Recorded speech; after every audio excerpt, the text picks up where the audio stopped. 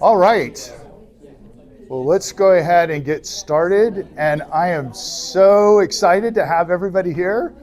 I figured only like Dave was going to show up, Dave and Terry, and it's like a whole room full of people. So I am glad you came. My name is Scott Burch, and just a little bit about me. I am just a regular person. I'm not clergy. I'm nothing special. But I have been studying the academic part of the Bible, you know, the history of the text, the archaeology, the ancient Near East since around 2008. I'm currently working on a master's degree in religious studies. Hey, Richard, how are you? Come on in. So I've been in some classes. Good morning. Good morning. So I have had a little bit of training, but please feel free to ask questions. I don't pretend to have all the answers, especially when it comes to the Bible, because people have spent 2,000 years debating and arguing about it. So we'll probably spend the next 2,000 arguing as well. Since we have such a big class today, can everybody see the screen okay? Do I need to turn the lights out or turn the lights down a little bit? Are you literally putting this on YouTube? Yes. So, How are you going to do that? Terry, I don't know how you did the lights too. Anyway, by popular demand, there was a request to put these on YouTube. So I am filming it. So just FYI, before you call me an idiot, just remember that everybody in the church will know that you called me an idiot. But yeah, so if you're available, the class is designed to kind of be a drop in, drop out. I mean, we do go from week to week on covering topics and things string together. They're not all standalone classes, but I totally understand that everybody's got busy schedules and they've got places to go and things to do, and people travel, especially as we come up towards the holidays. How many weeks are you going to do this? It'll go all year. So it'll go through the fall. We'll break probably for a week or so around Christmas time, and then through the spring up until Memorial Day. Wow. So, yeah. But feel free to come and go if your schedule can't allow you to come. Totally understand. I also have a tendency to be sometimes long-winded, and we run late. So if you're going to the late service, if you've got appointments, we usually don't go too late, but we'll go until 11:15 to 11:20-ish. If you've got other things to do, please just feel free to get up and walk out. That is no problem whatsoever. It's actually a good cue for me because I get talking and I lose track of time, and it's like when everybody starts leaving, it's like, okay, time to wrap it up for the week. And we'll try to answer questions. If you've got a question, it's not a lecture class. I've got lots of information, but please stop me. If you've got a thought, if you've got something that you want to add and we can discuss, happy to have that discussion. Yes? Do you have a microphone? I have a microphone. So I've got the little microphone here. Terry and I were working on technology last night, so it seemed like it worked pretty well. We'll see how it goes. Before we jump into archaeology and history and all that stuff, I did want to, last year we studied theology. So we spent the whole year bending our heads around the nature of God. Does God exist? The divinity of Jesus. So it got pretty hairy there for a while. The archaeology part is easy compared to all the theology stuff sometimes. But we did have a summer assignment, which was to read the spiritual classic, The Lion, the Witch, and the Wardrobe by C.S. Lewis. If you have never read it, or if it's been years and years since you read it, please take some time to read it. Even though it's a kid's book, it has great theological impact. C.S. Lewis is probably one of the best writers, religious and theological writers I've encountered. I did not hear the name of the book. The Lion, the Witch, and the Wardrobe. Oh, The Lion, the Witch. The Lion, the Witch, and the Wardrobe. Scott, if somebody wants to borrow, you want to borrow. Oh, yeah, yeah, This is like 1,000 years ago. Maybe pass it down. yeah. That would be great. Thank you. So I just want to spend a couple of minutes talking about this, and I know that many of you maybe haven't read this story, and sometimes people ask me, why are adults reading a children's story? But Jesus said in Matthew, truly I tell you, unless you become like children, you will never inherit the kingdom of God. I think oftentimes children are unencumbered by all the baggage that we as adults have, and can often just see right through and connect theologically and spiritually. So I just wanted to kind of highlight a couple of key pieces of the story. If you're not familiar with the story, it's set during the Second World War in England, during the bombing of London, during the Blitzkrieg, and all the children were being sent out. This is all historical fact. We're all being sent out of London to the countryside to protect them from the bombing.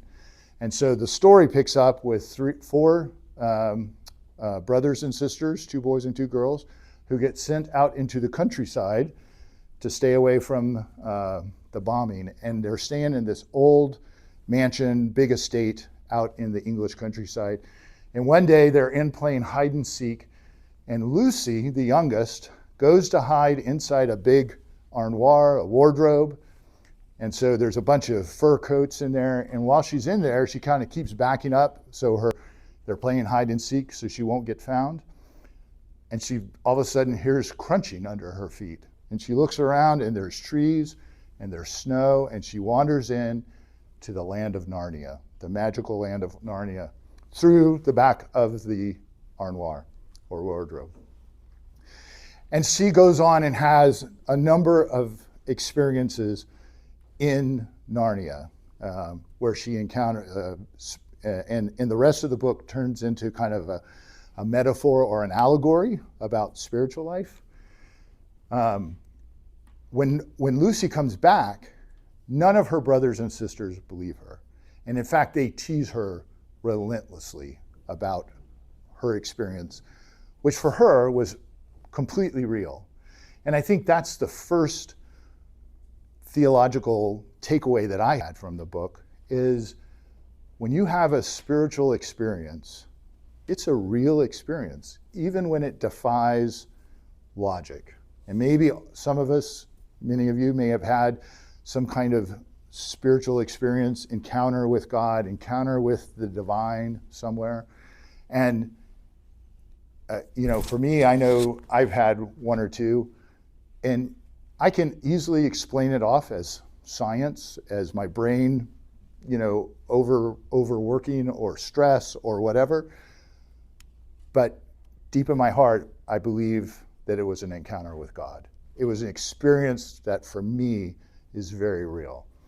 Our faith is based on experience, despite the fact that sometimes people don't agree with us. We can all be logical. I love logic. I love science. I'm an engineer by training. That's what I love to do. But there's an experiential piece of faith. And we have to recognize that it is a step of faith, and not everyone has the same experiences that we have. So, recognizing that faith, we don't want to diminish it, because I think it is very real, but it is also a very individual and a very individual experience. Okay. Does that make sense? Sounds good? All right. As we move through the story, eventually all the kids come in, including Lucy's brother, Edmund. And Edmund is a jerk. Edmund, he's the worst of the teasing. And when he gets there, when he first comes to Narnia, he has an encounter with the White Witch. The White Witch is the force of evil in Narnia. She has taken over the entire country, the land, and made it winter without ever becoming Christmas. So that's the word C.S. Lewis uses, which, if you can think of as a kid, there's nothing worse than winter without it ever being Christmas. That's the word. And even for an adult, as worse is winter without ever becoming Christmas. And so Edmund meets the White Witch, and she feeds him Turkish Delight candy. Have you guys ever had Turkish Delight? I never had it. When the first time I read that, I was like, what the heck is Turkish Delight? And so I actually had some, and it was not that great, honestly. I think the British sense of what is sweets. Now, if it had been Reese's peanut butter cups, that would have been totally different story. But Edmund ends up betraying all of his brothers and sisters. Aslan, who is the Jesus character in the story, he's the great lion who lives over the seas. He's very much the king of Narnia, the what we would kind of attribute to a Jesus type character. He betrays all of them, and eventually he realizes that he screwed up, that he's in the power of this evil force. But what I felt was amazing is when he eventually makes it back and he comes face to face with Aslan the lion, the king of Narnia. The story is when C.S. Lewis describes it, they walk around the campsite and they're just talking. Aslan and Edmund. And Edmund has his head down. Aslan isn't roaring, isn't fiercely tearing them apart. They're just talking. And they talk for a long time. And at the end, they come back over and Aslan says to the other children, here's your brother, and there's no more need to talk about the past. And I think that's a wonderful metaphor when I think about how we interact with God. There's so much talk about judgment and going to hell and eternal damnation and all of this. But I think it's wonderful to think about a God who can walk along and just talk with you. And through that power of love and grace can kind of set everything right. And for us, who aren't part of that conversation with other people, it's not for us to judge or to rehash the past. We accept people for who they are.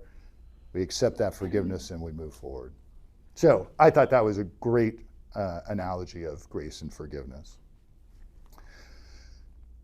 All right, and then finally, one last lesson from Narnia. So because Edmund became entrenched with the White Witch, she has claim over him. And so Aslan agrees to sacrifice himself in order to let Edmund live.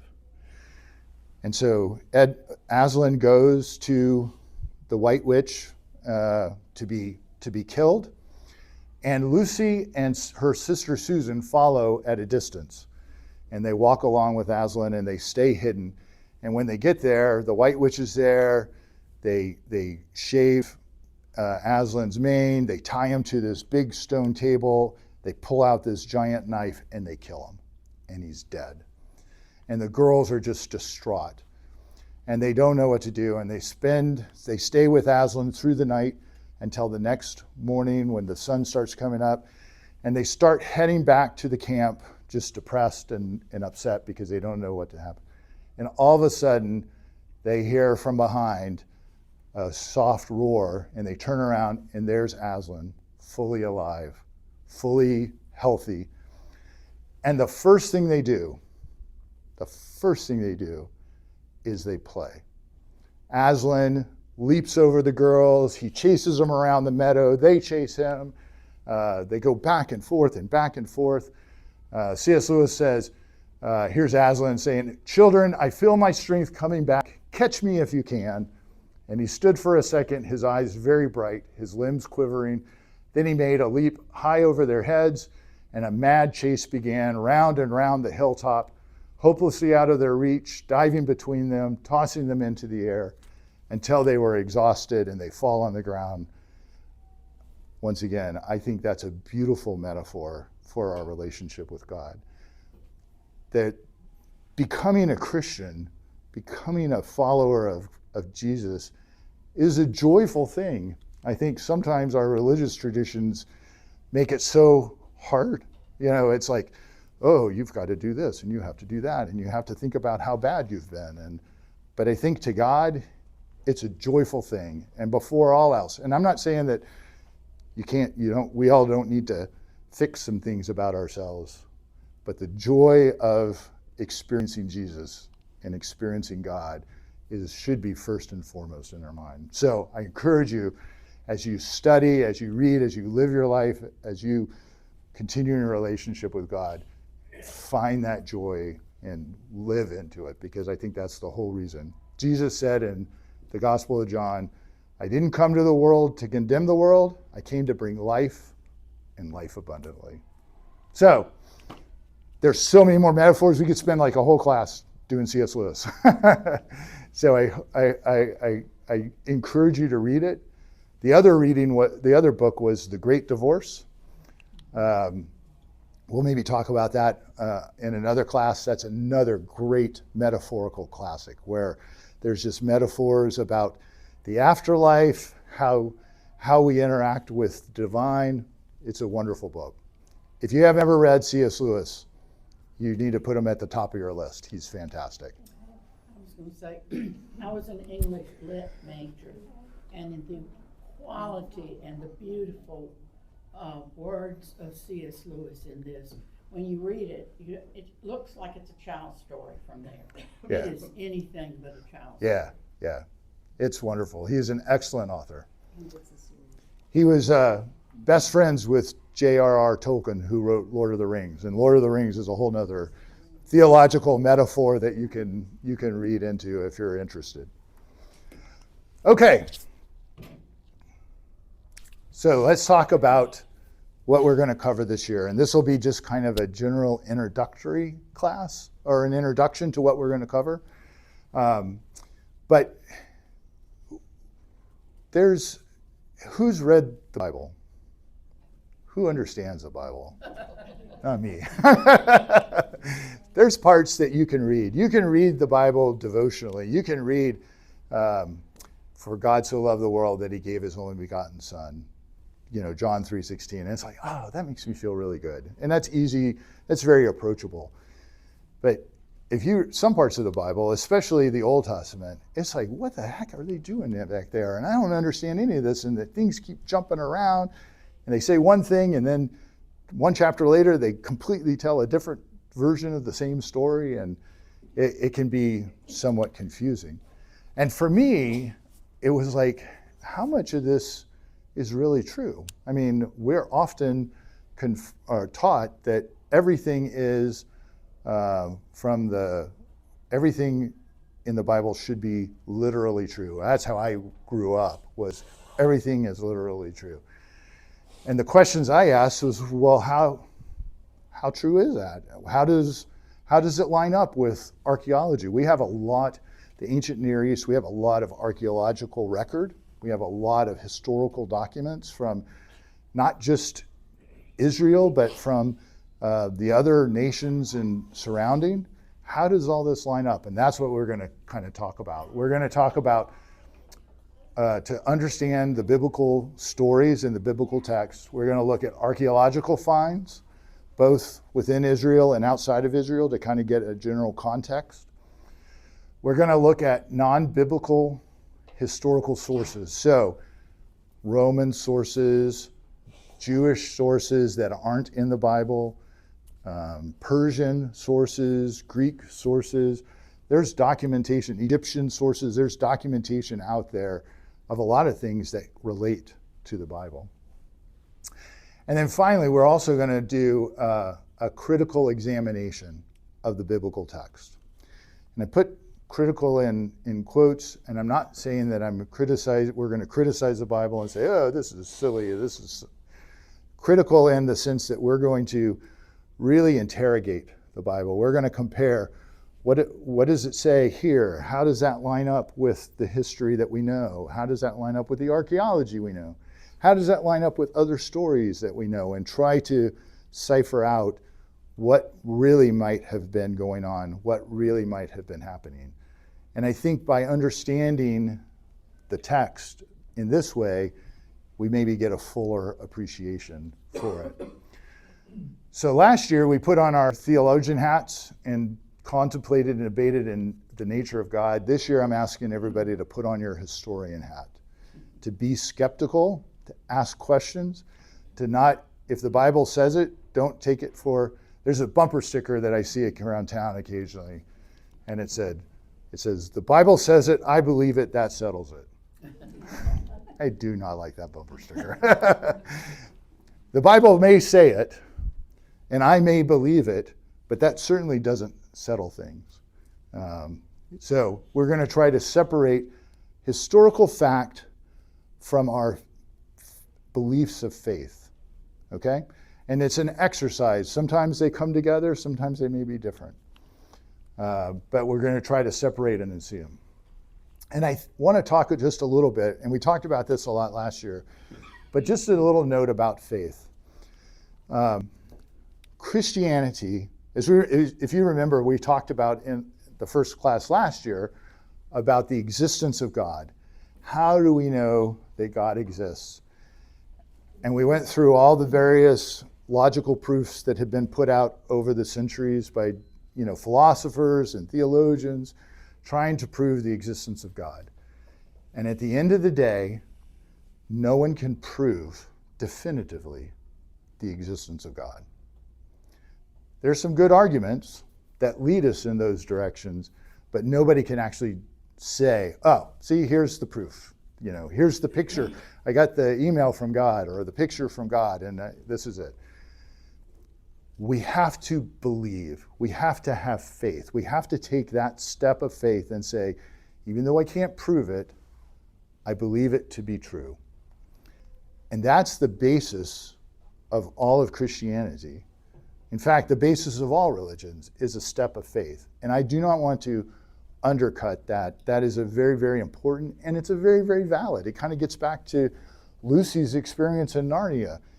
She had this experience which is very real. At the end of the book of The Lion, the Witch, and the Wardrobe, after the children have had all these adventures, they're right back, they end up back in England, right where they left off, like within 10 minutes of where they were. Was it all a dream? Was it real? To them, it was very real. It changed their life forever. So I don't want to undercut the importance of faith, but I think we have to understand when we're taking that step. We have to understand when we take the step, and it's a step of faith, and when we step away or step over maybe from facts that we can prove. So I think that's what we're going to try. We're going to critically examine all of the information. We're going to think about who's speaking in this text.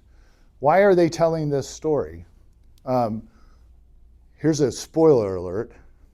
The Bible was written by religious people who were trying to convince other people to believe the same way they did. There are areas of the Bible that are history. There are areas of the Bible that have historical ties that we'll see through the year. But overarchingly, people are trying to convince other people that their religious views should be supreme. So they have an agenda. And we may agree with their agenda or we may not agree with their agenda, but regardless of whether we agree or not, we have to recognize that they do have that agenda and then try to look through it and beyond it and around it to get a more full understanding. So we need to think about that. We need to think about agendas and biases. We need to think about how this story compares to other versions of the story in the Bible.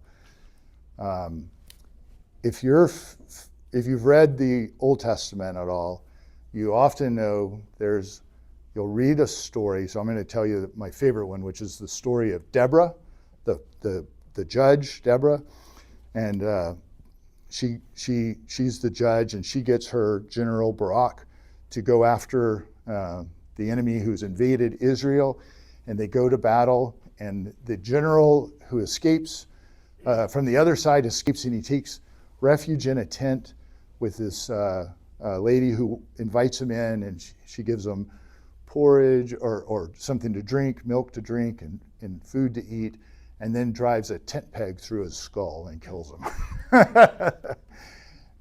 And then, right after you read that story, there's a whole section of poetry, it's written in poetic form, that tells the same story, but slightly different. The details are different. It's like, well, that's kind of weird. What's going on here? Most scholars will say those are two different accounts, two different traditions that got edited together. First, the oral, the kind of prose tradition, and then the more poetic tradition that you might sing as a song or act out as a play, around the campfire. So we're going to start looking at that and kind of cross-comparing some of those. So let me just give you kind of a quick case study of how things are going to work. And let's start with an easy one, which is Jesus. Everybody's familiar with Jesus, right? Everybody know who Jesus is? Yep. So we all think we know the story of Jesus pretty well. So the first question I'd have is, what does the archaeological record say about Jesus? And spoiler alert, the archaeological record is silent. There's nothing in archaeology that can show us anything about Jesus. We don't have anything written by Jesus. We don't have a house where Jesus lived. We don't have tools that Jesus may have used. We don't have texts or books that he may have owned. If you read the Gospels, you get this picture of Jesus from all the Gospels that he's kind of an itinerant teacher. He wanders around the Galilee, preaching to crowds along the Sea of Galilee. And so if that's accurate, then it kind of makes sense. There's probably not a lot of records. If he was a king, if he was a Roman citizen or a Roman prefect, hey, come on in. There might have been something written. We have all sorts of documents and things by Roman authorities at that time. But Jesus appears to be, well, at least from what we've found, there's nothing that traces back to Jesus. One of the most, yes, sir, Richard. Some of the historical TV programs I look at, there's a tour on the cloth of Jesus. Right. I forget now what country it's in. It's Israel. But they suspect that, and it has the blood. They're doing the DNA testing. Right. So that's the Shroud of Turin, which is in a monastery in Italy. We'll talk about that when we get to historical Jesus. One of the things we're going to kind of talk about some of the stories and things in the Bible, but particularly probably in the spring, we're going to talk about the historical David and the historical Jesus and really do a deep dive into those two characters. But long story short, most of the scientific testing that's been done on that shroud does not date back to the time of Jesus. The linen and everything, the material dates back to maybe pre-medieval times, centuries after Jesus lived. Now, there's people who believe that it is indeed the shroud that covered Jesus. And there's some iffiness sometimes with carbon-14 dating and those types of things, but it doesn't seem to appear, at least to the scientific community, that it actually goes back to Jesus' time. One thing that we have found that goes back to Jesus' time is what's called the Jesus boat. And it was discovered in 1986 in the mudflats. There was a big drought in Israel along the Sea of Galilee. And so the waters receded far back, and archaeologists took it as an opportunity to scour around the mudflats and seabeds that are normally covered with water. And they unearthed this boat, which carbon-14 dating does take it back to the 1st century CE. And if you kind of look at the remnants, it looks very similar to other pictures and drawings of boats from that time. It kind of supports the idea that it was a seafaring, fishing community. This is not a let's go out on the open ocean and sail to North America boat. This is a go out for the day and do some fishing with 4 or 5, 6 of your friends and then come back. So that is a kind of a nice corroboration of some of the stories that we read where Jesus is teaching and they go out, there's a lot of the miracle stories and a lot of the teaching stories where Jesus is out on the Sea of Galilee. And this kind of corroborates that, yeah, that was kind of a common lifestyle. We have a little bit of archaeological evidence to support that. So I thought that was kind of cool. Not often you see a 2,000-year-old boat come out of the ground. Where is that displayed? I think it is in a museum in Israel. But I will look up. I don't remember exactly where it is. I think when we went on our trip to Israel, I think we saw that. Yeah, yeah. You know, what we're going to find as we go through this, there's a lot of archaeological, very important archaeological finds that were found in the late 1800s and early 1900s as archaeology was really, but they were all collected under imperial rule. So the British and the French and were all, you know, had all of that land. And so a lot of the most significant archaeological finds from the ancient Near East are in the British Museum. They're in the Louvre. I saw a couple of them this summer when I was there. They're not in Israel. In more recent times, countries have passed Antiquities Acts, and you can't just find a relic and cart it off to another country. You know, so because it was discovered in the 80s, I'm sure it's in Israel. I don't remember exactly which museum it was in. Ah, there you go. Yeah, there you go. There you go.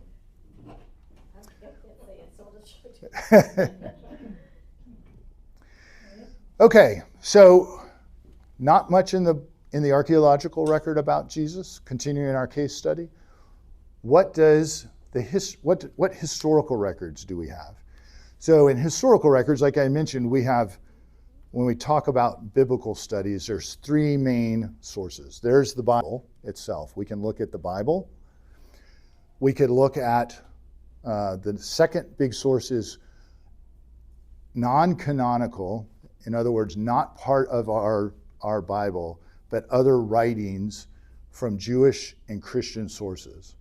So Jews and Christians were writing stories and interpretations, and they were doing a lot of writing about Jesus, or they were doing a lot of writing in those first and second and third centuries as Christianity was really getting going. So what did those sources say? And then the third, I call them pagan. And so the word pagan, just so you know, doesn't have a terrible connotation. We often think of with Halloween coming up, pagans is like, oh my goodness, pagans are, witches and evil stuff. Pagan just means non-Christian, outside of Christian. So Romans, Greeks, Persians, Assyrians, all these people are quote unquote pagans because they are not either Jews or Christians. So let's talk about the pagan sources.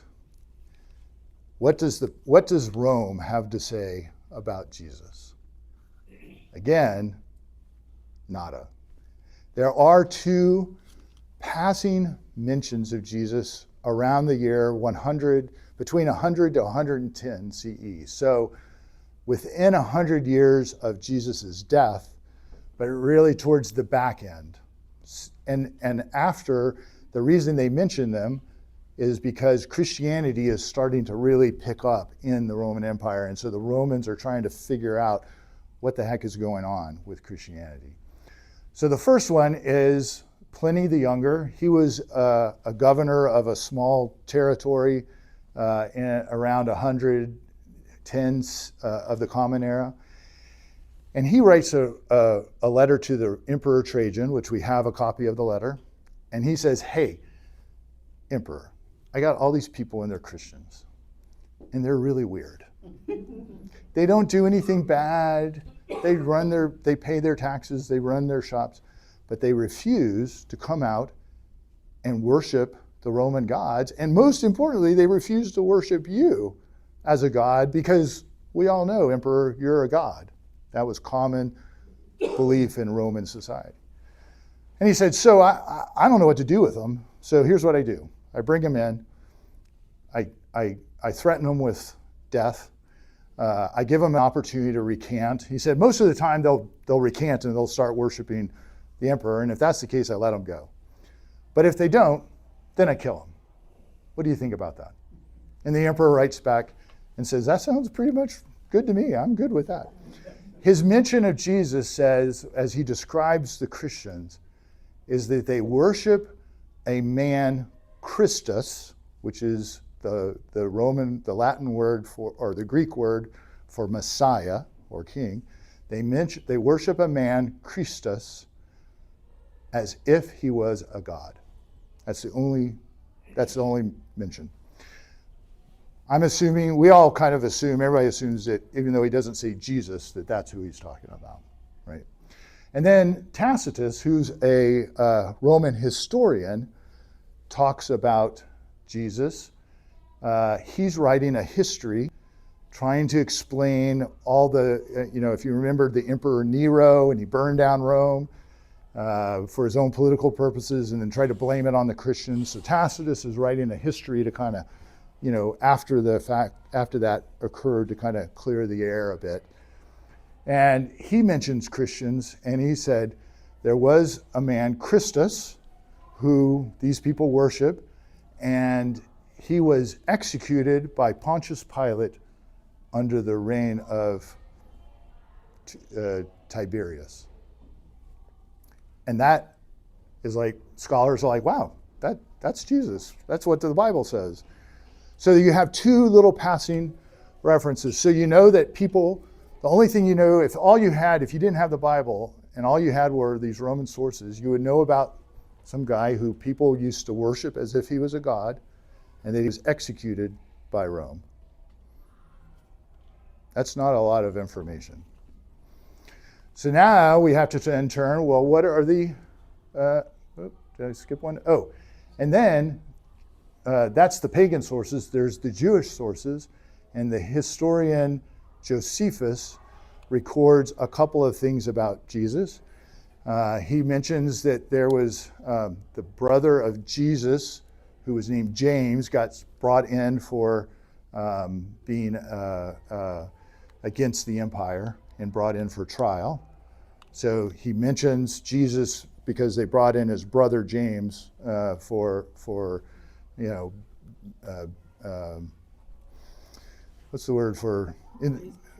Treason. Yeah, thank you. And then he also has a second passage that kind of goes through and talks a little bit about Jesus. He lived in this area, and again, it mentions that he was executed by Pontius Pilate. So at the end of these sources, we pretty much know that there's a person who lives that people worship as God, and that he was executed by Pontius Pilate, by the Romans. So then that brings us to the Christian, thank you, Terry. That brings us to the Christian sources. We have a lot of sources from Christianity. We kind of come to them last because they do have an agenda, right? They want to convince people that Jesus is God, that he's the Savior, that he's the Messiah. So we have to be aware that there's a bias there. If we look at things that aren't in our Bible, the only Christian source that was written within 100 years of Jesus' life is the Gospel of Thomas. And the Gospel of Thomas is a book that was discovered in the late 1800s, early 1900s, and it has a lot of sayings. It's kind of like the Sermon on the Mount. If you remember the Sermon on the Mount, Jesus says, truly I tell you this, truly I tell you that. Blessed are the poor, blessed are the meek. It's very much like that. It doesn't tell us anything about Jesus. It just says these are the sayings of Jesus. So it kind of lines up a little bit with what we read in the Gospels. And then if we want to, so we have to look at the actual Bible to see what else do we know about Jesus. And before we jump to the Gospels, let's look at the epistles. Half the New Testament are the epistles, letters being written by Paul and by other apostles to different churches and to different people. But they don't really talk much about Jesus. They just talk about what Jesus means. That's their main thrust. What did Jesus' death mean for us? What did Jesus's what is grace? How does Jesus connect us to God? What does Jesus' resurrection mean for us? It's not a lot of historical documents. Paul does mention a few things. So here's a list of everything, if you read all of the epistles, everything that talks about actually Jesus. He was born of a woman, so he was human. He was born under the law, which means he was Jewish, so he's a Jewish human. He has brothers, and one of those brothers is named James, which kind of correlates with what we had from the outside sources. Jesus had 12 disciples. One of his disciples was named Peter. Jesus instituted the Lord's Supper, and at the end of his life, Jesus was betrayed by one of his followers and crucified.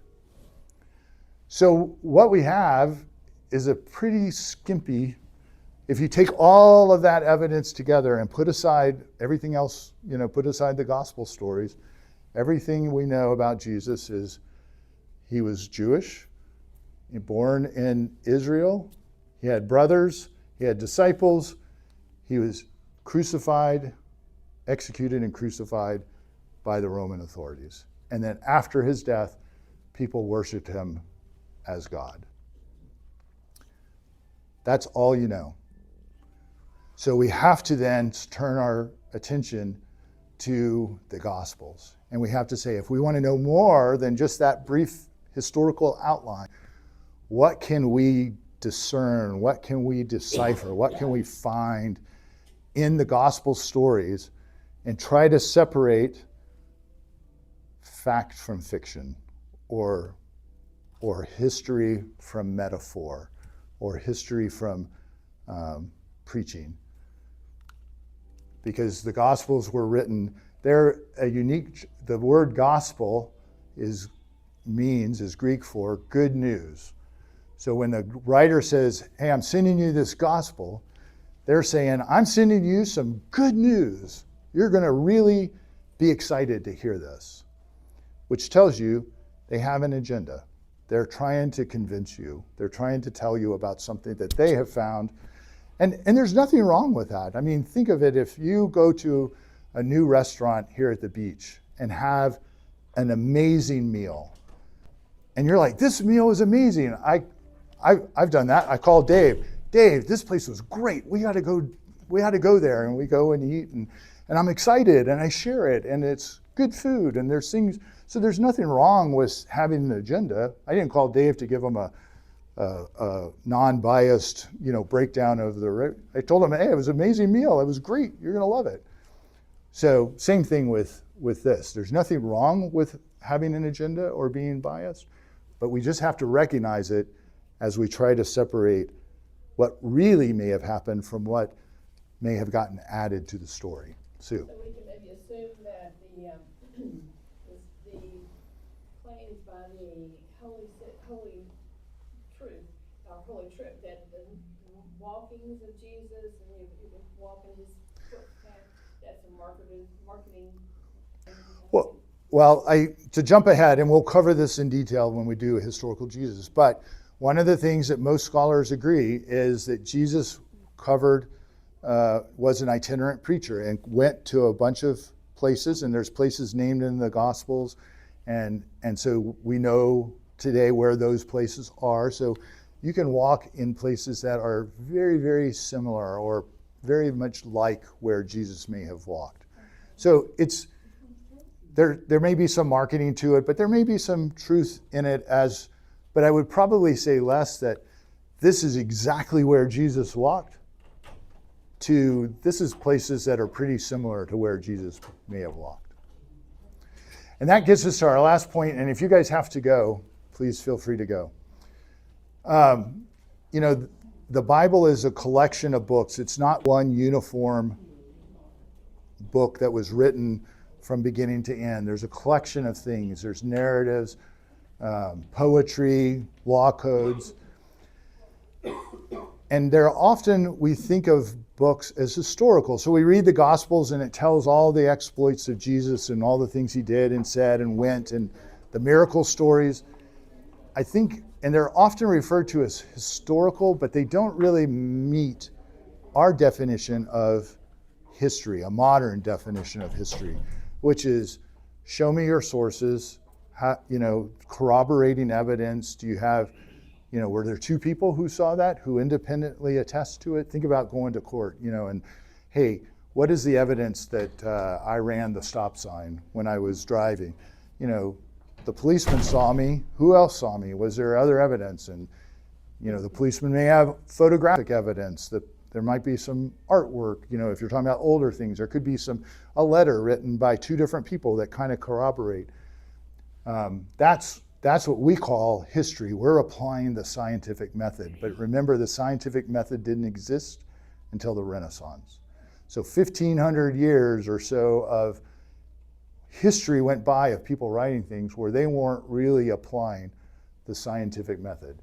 At the time Jesus lived, the predominant view of the universe was the earth was the center of the universe, and according to the Romans, the Roman gods pulled the sun over the sky, and then the night gods pulled the night over the sky.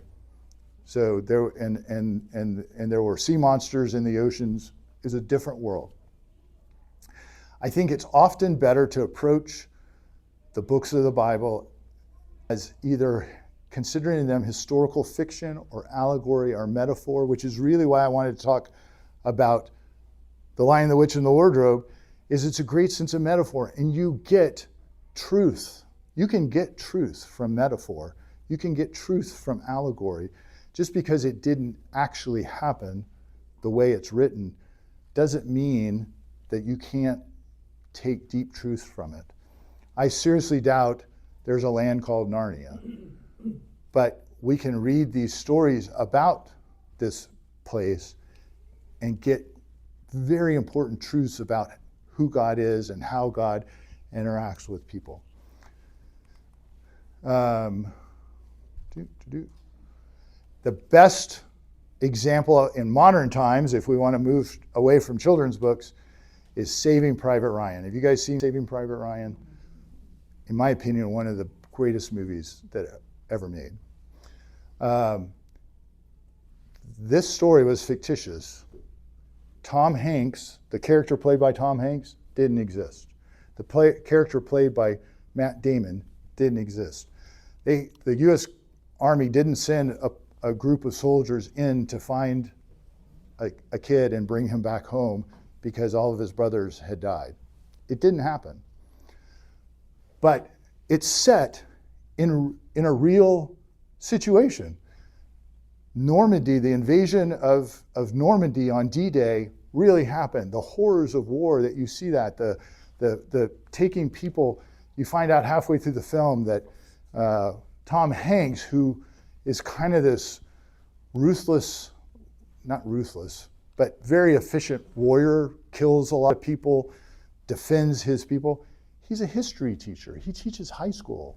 He's not a killer, a trained killer.